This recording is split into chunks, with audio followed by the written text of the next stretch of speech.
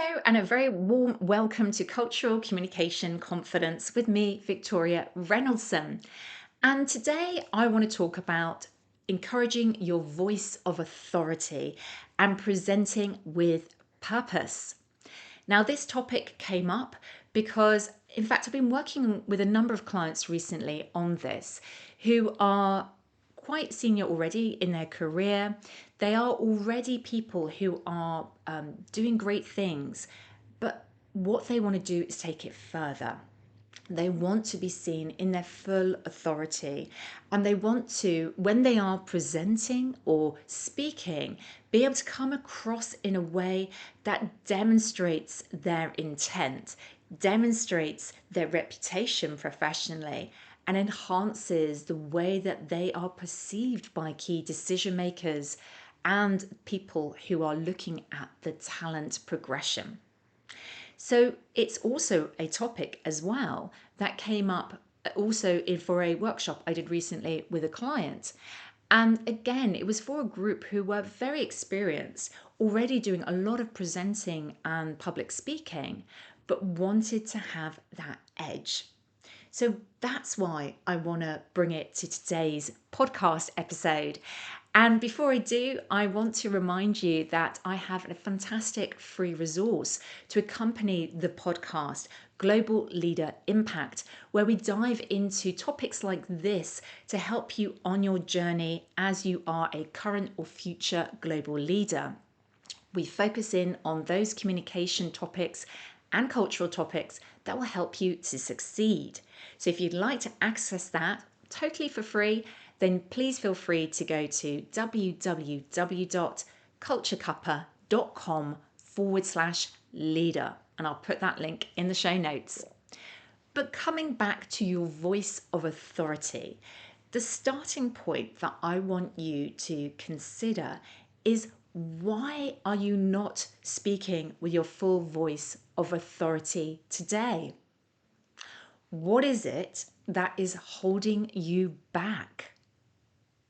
Now, I don't know you personally or yet, but I would guess that some of the reasons that come up for you, as they do for my clients, include reasons such as fear of expressing yourself fully, possibly because of the context, possibly because of the people in the room, fear of being judged for presenting something in a certain way or going against the popular opinion.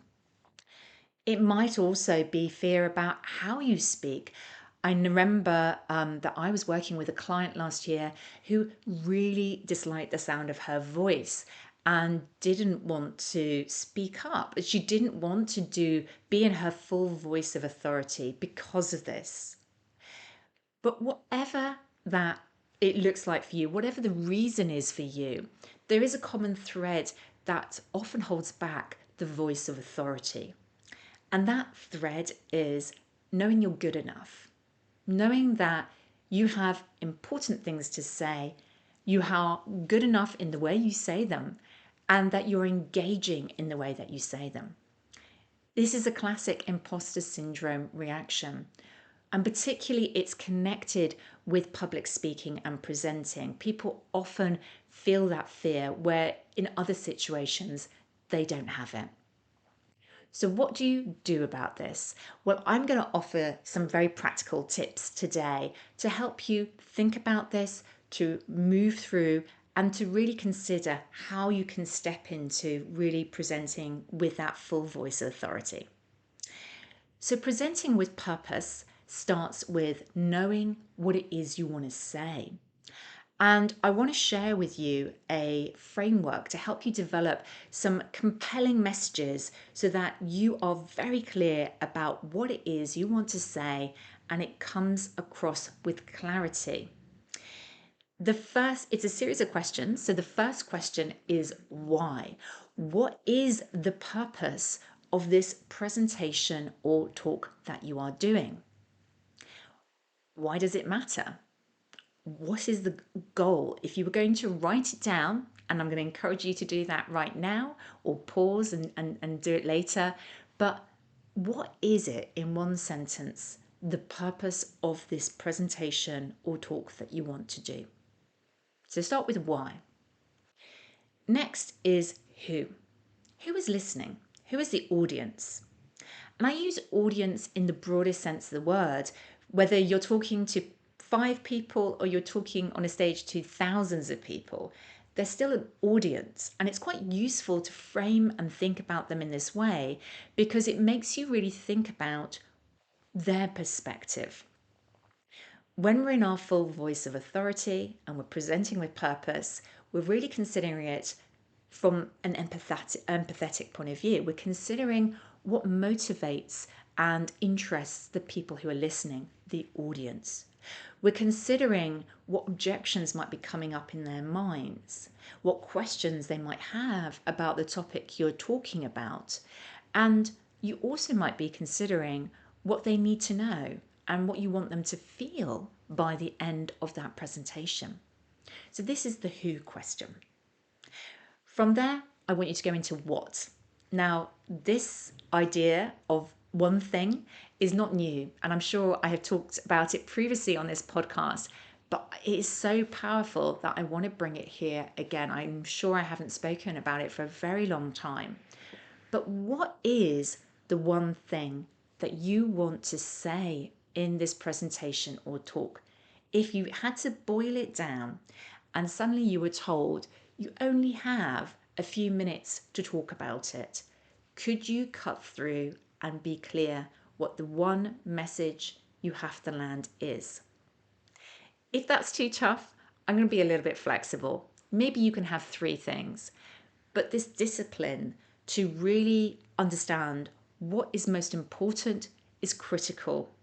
Too often I see people start thinking about presentations or talks by opening up a slide deck and planning from there.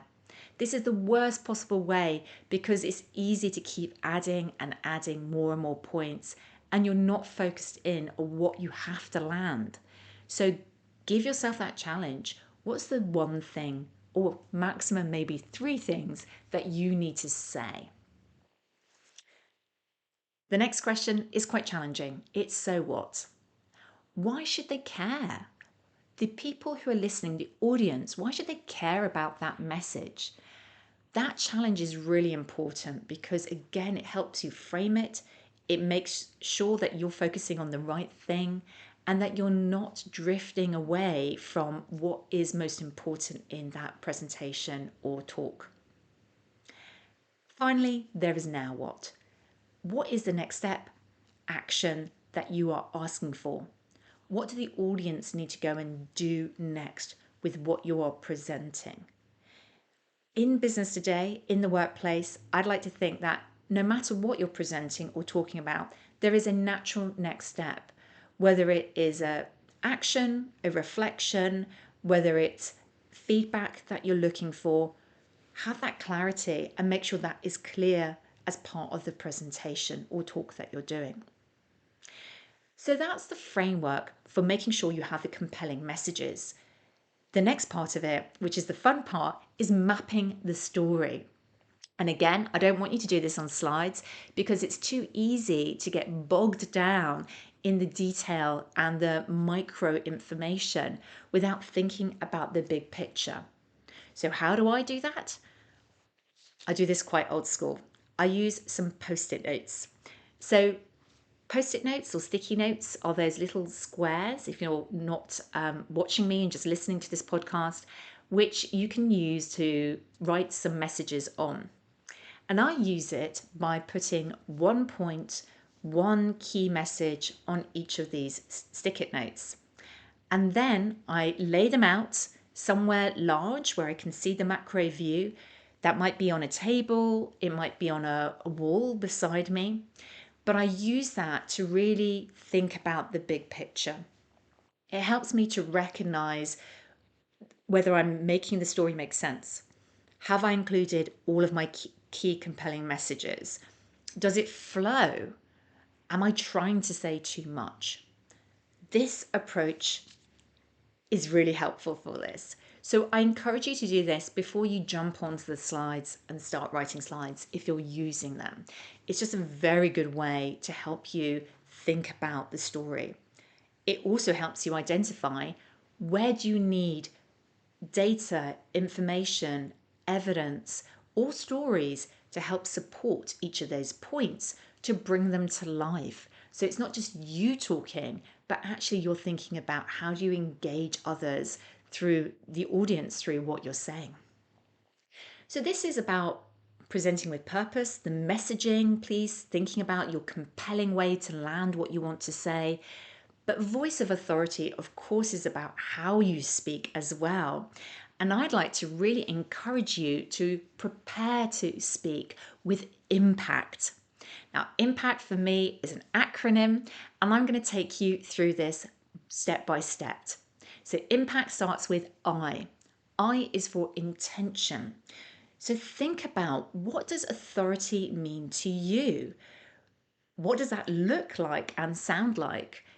Think about what it looks and sounds like from the perspective of the audience as well. Set your intention to show up in that way. M is more breath. Breath is critical to our voice. If we are not able to breathe clearly, then our voice will sound tight or small or lower volume than usual. So we need to make sure that we are taking deep breaths, we're able to breathe fully. Make sure that you're standing or sitting in a way that allows you to fully breathe. And even the most confident, authoritative speakers will do breath exercises, even just for a minute before they speak, to help calm and ground them. So learn from the best.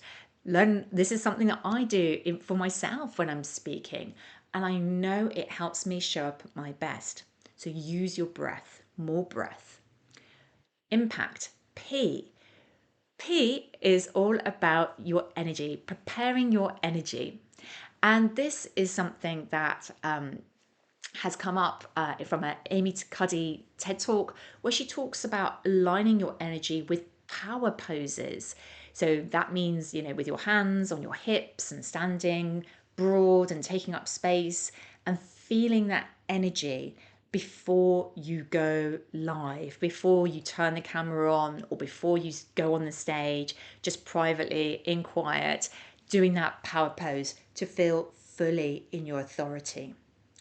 But whether it's those power poses, or maybe you have a different way to feel fully expansive and in your best self, think about, how do you get into that zone?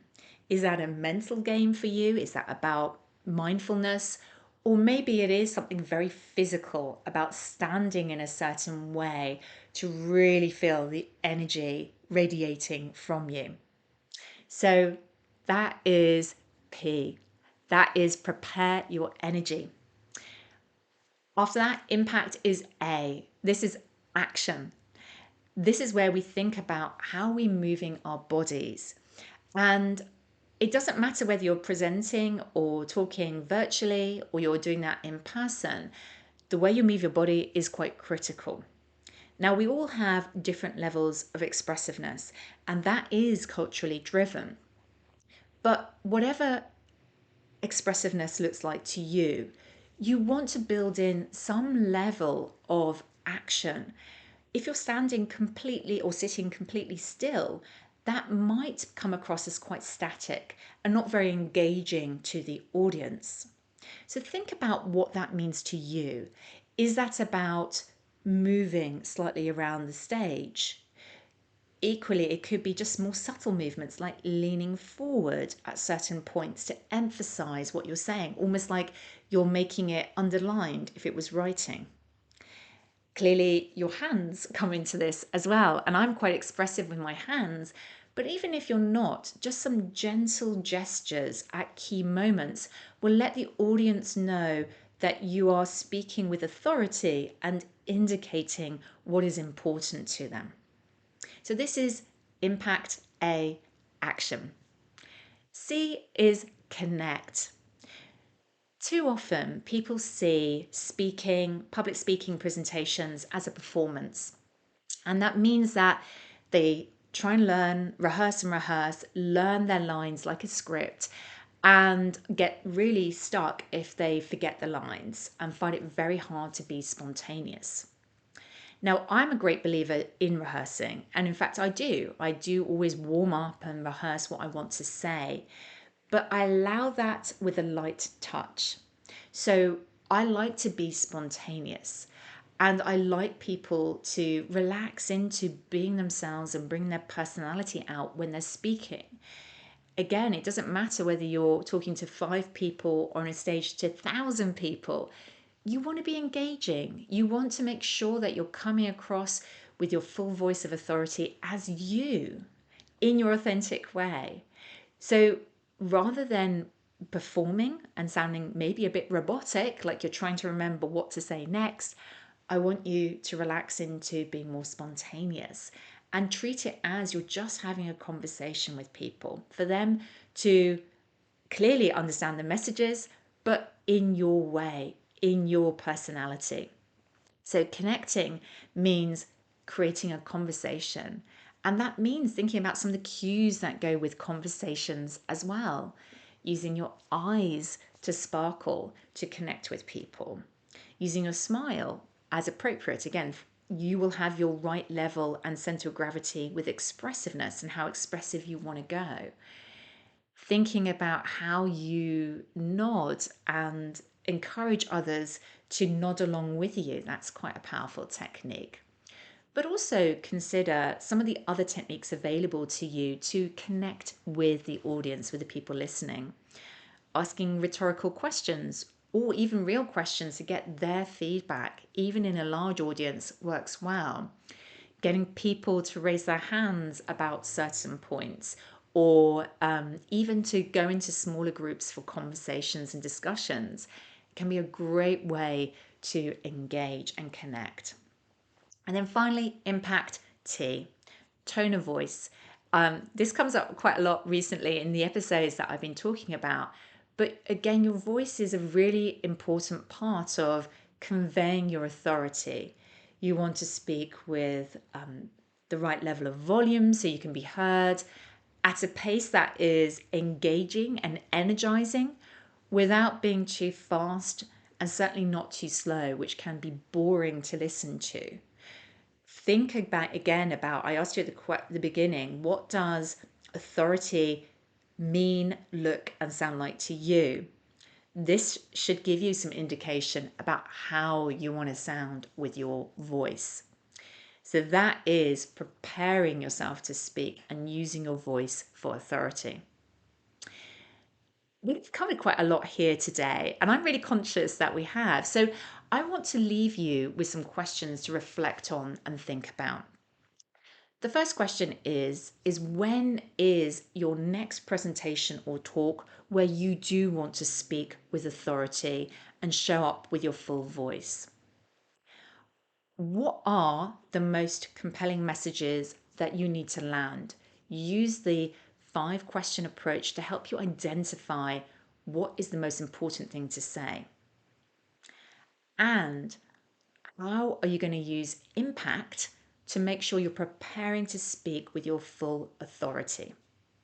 I would love to know. And I always really appreciate it when people reach out on LinkedIn, on messaging me to tell me about how they're using what they've learned here in these episodes. So feel free, come over to LinkedIn, find me, Victoria Reynoldson, my personal profile, and message me. How are you going to use this for your next presentation or public speaking engagement? Thank you so much for joining me today. If today's topic has resonated, remember I have that free resource for you. 5 videos, short, sharp videos, all about global leadership communication topics, which I would love to share with you. Feel free to access those. Head over to www.culturecuppa.com/leader. And thank you so much for joining me today, listening to this episode, and I very much look forward to seeing you next time.